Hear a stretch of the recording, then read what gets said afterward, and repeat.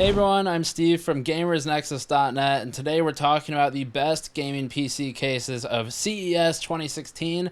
We'll be looking at cases that are flashy, structurally sound, or purely functional, all of which were demonstrated at CES last week during our run-through of the show. All of our CES 2016 coverage is brought to you by iBuyPower's Revolt 2 small form factor gaming PC. We're starting off with InWin's Reimagined 805 case, now fronting an infinity mirror effect on the paneling. InWin isn't yet sure if they'll bring the case to market, but they said it'd cost about $60 more than the existing 805, planting the case approximately in the $220 range. The front panel uses a one-way mirror on the front, and that is see-through from the user's perspective, and an inset mirror just a quarter inch behind it, creating the appearance of a deep front panel with a black hole effect thanks to the LED RGB lighting, and that RGB LED strip sits between the two mirrors, echoing backwards effectively, infinitely, and creating that black hole effect.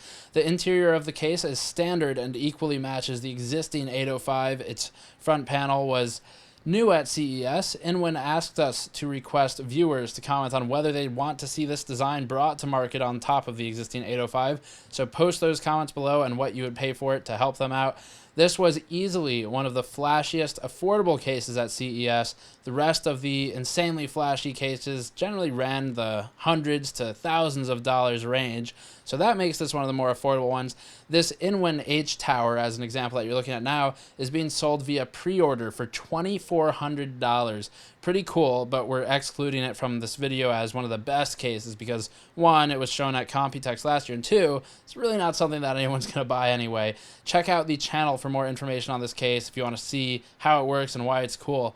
The next case is NZXT's yet unnamed Mini ITX enclosure. The case delivers a smaller form factor while sticking to the standard vertical-oriented board layout, and NZXT is doing a few unique things here, primarily using stamped steel paneling in its curved side panels, something that, to our knowledge anyway, is an industry first. We're not yet allowed to show the inside of the case, but given NZXT's history with its H440, S340, and N450, it probably has a PSU shroud and focus on cable management, though the smaller form factor is certainly a challenge to that.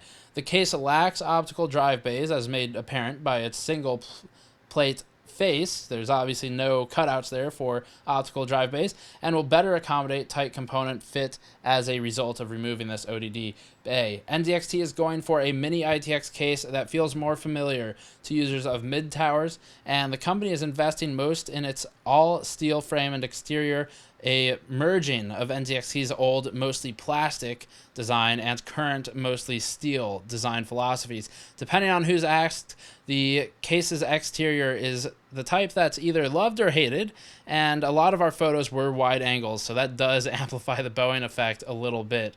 Speaking of NZXT, the success of the S340, one of the best cases we've ever worked with, has prompted a follow-on of direct competition. Silverstone's new RL05B enclosure is outfitted with a similar tooling. There's a PSU shroud on the bottom, a few buried 3.5-inch drive spots in the bottom front, and a clean layout overall. The case is still in the final design stages, and Silverstone was keen to take press suggestions for improvement at CES, so things could certainly change.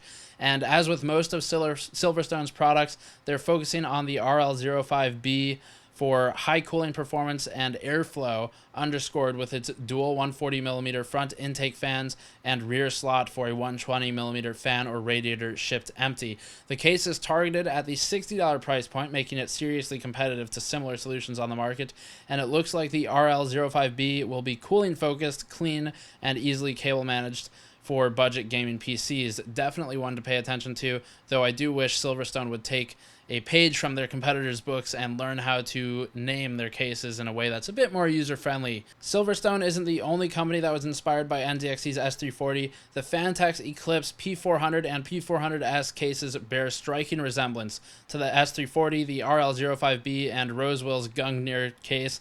The latter two were just announced at this show. The PSU shroud and drive bay limitations, or strip downs, seem to be the new trend for 2016, but it's not bad to have options out there between this similar style overall. The options ultimately help regulate market prices and establish new standards in the industry, neither of which is a bad thing. The P400S uses some additional foam padding, including optional top panel inserts that block off top ventilation in favor of noise containment. Fantex appears to be using sound-absorbing material rather than deflection or reflection methods used in some other cases, and the P400 and P400S host a PSU shroud in the bottom with drilling for breathability in the PSU compartment. Optional drive sleds can be mounted in the front of the case in normal drive bay area, where a single intake fan is pre-installed. Radiator support is available for at least two 40mm radiators in the front, and cable management isn't quite as clean as the S340, but still good. We wish that Fantex would drill out some holes in the top of the PSU shroud, though, for PCIe cable pass-throughs, something it currently lacks. The P400 and P400S will be priced at $70 and $80 for the silent version, and buying a white version of the case increases cost an additional $10 on top of that. Project 916 is what Fantex is currently calling its next Primo case. The back of the P916 card said Primo Pro. We're not sure if that's actually the name, but we're told there is not yet a permanent name for the massive aluminum encased enclosure. Project 916 uses a 5mm aluminum outer shell and rests upon an L-shaped underside, which is somewhat unique. The 5mm shell, though, is the most noteworthy. If you're not familiar with cases, they're generally maybe a millimeter thick in the outer shell, so 5mm is gigantic. Currently, the interior is built of 0.8mm steel, something that Fantex tells us may change as design iterates and finalizes, and the enclosure is one of the heaviest we've worked with recently, though is unmeasured at this time for weight, and is easily one of the largest. That's because Fantex is sticking its DS tag on Project 916, or dual system, and the case will be supported for Mini ITX motherboard and EATX motherboard mounting simultaneously. The Mini ITX board mounts atop the PSU shroud, the ATX board in normal vertical layout, and then the case fits two power supplies for independent, redundant, or combined power provision to these systems. Learn more about this in our separate article and video. Just search for Project 916 on the website or on the YouTube channel. EVGA's huge case may not be for everyone. It's massive, it uses a lot of plastic, and subscribes a bit to the older philosophies of case design. Still, it's worth paying attention to and makes a few interesting design choices. The case is yet unnamed. EVGA uses large plastic paneling in the top, front, and even rear of the case, all grilled for intake and exhaust. The rear panel pulls out for cable management at the back of the case and is even equipped with dual rear exhaust fans, another oddity that's interesting. Large radiator support is available in the top and front panels, and the front area is concealed by tempered tinted glass with a laser etched EVGA logo that's illuminated with RGB LEDs. The PSU shroud uses a mirrored side plate that's got backing LEDs for fan speed control, so you can see red and green text for the fan speeds, intake, and exhaust.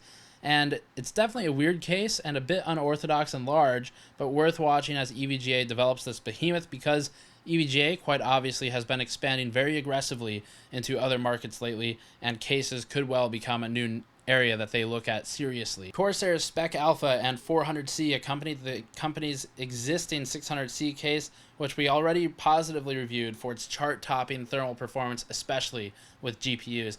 The Spec Alpha is more targeted at Asian markets, as were the previous Spec models, and is built atop the Spec 02 and Spec 03 tooling.